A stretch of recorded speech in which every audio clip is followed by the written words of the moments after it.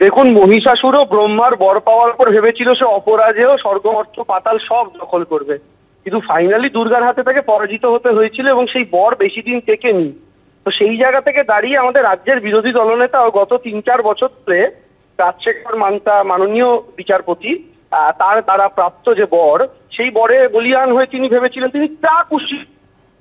বলতে পারেন, যাকে খুশি গালাগাল করতে পারেন, যা খুশি চরিত্র হনন করতে পারেন, যত খুশি চুরি করে যেতে পারেন, অমিত শাহ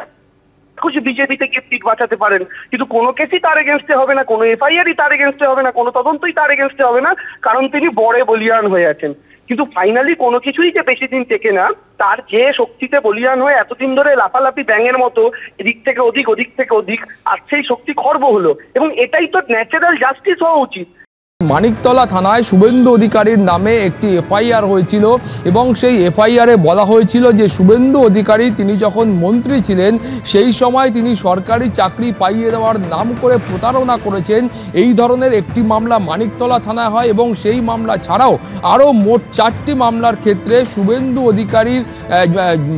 বিরুদ্ধে যে মামলাগুলো হয়েছিল সেই মামলায় কলকাতা হাইকোর্ট আজকে একটি এসআইটি গঠন করলো এবং এই এসআইটিতে সিবিআই এর আধিকারিকরা থাকবেন এবং সেই এসআইটির মধ্যে এ রাজ্যের যারা পুলিশ রয়েছেন সেই পুলিশের আধিকারিকরাও থাকবেন এবং বলা হয়েছে দুপক্ষেই অর্থাৎ সিবিআই এর তরফ থেকে এবং এ রাজ্যের তরফ থেকে সুপার পদমর্যাদার একজন করে আধিকারিক তারা দায়িত্বে থাকবেন এবং তারা সমসংখ্যক অন্যান্য আধিকারিক অর্থাৎ সিবিআই এর আধিকারিক এবং এ রাজ্যের পুলিশের আধিকারিক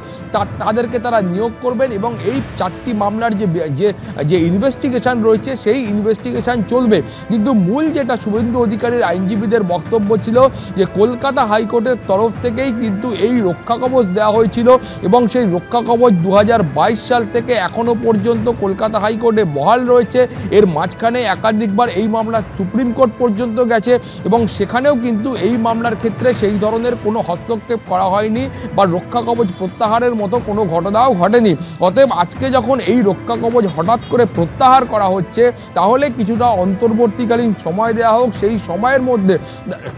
কিন্তু তারা প্রয়োজনীয় যে আইনানুগ বন্দোবস্ত রয়েছে সেই পদক্ষেপ তারা করবেন। কিন্তু কলকাতা হাইকোর্টের তরফ থেকে খুব স্পষ্ট করে বলা হয়েছে যে কোনো ধরনের বক্তব্য থাকলে সেটা আগামী সোমবারের মধ্যে লিখিত আকারে জানাতে হবে এবং তার ভিত্তিতেই কলকাতা হাইকোর্ট কিন্তু পরবর্তী পদক্ষেপ করবে। তুমি জানো যে একাধিকবার শুভেন্দু অধিকারীর বিরুদ্ধে যখন একাধিক ঘটনায় অভিযোগ উঠেছিল সেই সময় পুলিশের তরফ থেকে বা অন্যান্য একাধিক ব্যক্তি তারা কলকাতা হাইকোর্টের দ্বারস্থ হয়েছিলেন এবং তারা বলেছিলেন যে কলকাতা হাইকোর্টের তরফ থেকে যে রক্ষা কবচ শুভেন্দু অধিকারীকে দেওয়া রয়েছে সেই রক্ষা কবচের কারণেই একাধিকবার তারা এই অভিযোগ করেছেন যে শুভেন্দু অধিকারী তিনি বেআইনি কাজ করলেও তারা কিন্তু এফআইআর করতে পারছেন না এবং তারা প্রশ্ন তুলেছিলেন যে এই রক্ষা কবচ যে কলকাতা হাইকোর্টের তরফ থেকে দেওয়া হয়েছে তার যৌক্তিকতা নিয়ে তারা প্রশ্ন তুলেছিলেন এবং তারা বলেছিলেন যে একটা নির্দিষ্ট সময়ের জন্য এই রক্ষা কবচ দেওয়া যায়, কিন্তু এই রক্ষা কবচ যে অনন্তকাল ধরে চলছে বা অনির্দিষ্টকাল ধরে চলছে তার যৌক্তিকতা নিয়েও তারা কিন্তু প্রশ্ন তুলেছিলেন। ফলে আজকে মাননীয় বিচারপতি জয় সেনগুপ্ত তিনি খুব স্পষ্ট করে বলেছেন যে আপাততভাবে এই যে রক্ষা কবচ দেওয়া হয়েছিল সেটা একটা অন্তর্বর্তীকালীন রক্ষা কবচ ছিল এবং সেই কারণেই সেই রক্ষা কবচ আজকে প্রত্যাহার করা হলো। এর পরবর্তী যে আইন অনুযায়ী পদক্ষেপ রয়েছে সেই পদক্ষেপ শুভেন্দু